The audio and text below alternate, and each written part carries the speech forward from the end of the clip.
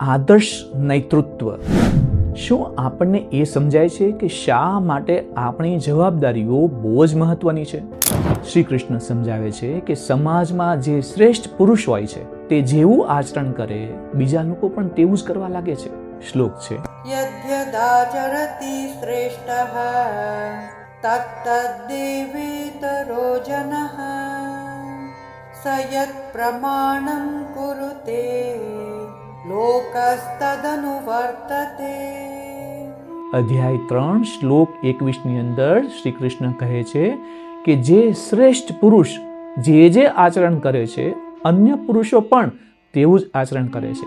તે જે કંઈ પણ કરે એ પ્રમાણ બને છે અને એને આદર્શ માને છે અને સમસ્ત મનુષ્ય સમુદાય તેને જ અનુસરે છે.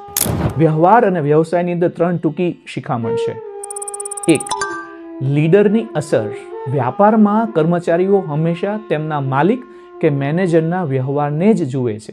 જો તમે સમય પાલન અને પ્રામાણિકતા શીખશો તો તમારી ટીમ પણ આપોઆપ એ શીખશે. એવું રાખવું પડશે. 2. જવાબદારીઓનું ભાન.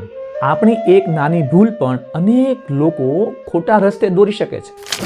આપણને એ યાદ રાખવું જોઈએ કે આપણે આપણા પરિવાર કે સંસ્થા માટે એક અરીસો છીએ. 3. પ્રમાણિત કાર્ય. લોકો જે બાબતોમાં સમય અને શક્તિ વેડફી રહ્યા છે તેના બદલે જે મનુષ્ય પોતાના કામ દ્વારા ઉચ્ચ માપદંડ સ્થાપિત કરે છે તે સમાજમાં ક્રાંતિ લાવી શકે છે. જો તમે પણ એક આદર્શ લીડર બનવા માંગતા હોવ તો કમેન્ટ બોક્સની અંદર આદર્શ એવું લખી શકો છો. હવે ત્રણેય લોકમાં શ્રી કૃષ્ણ માટે કોઈ કર્તવ્ય બાકી નથી રહ્યું, છતાં પણ તેઓ શા માટે સતત કર્મમાં પરોવાયેલા રહે છે એ જાણવા માટે તમે નેક્સ્ટ એવું લખી શકો છો.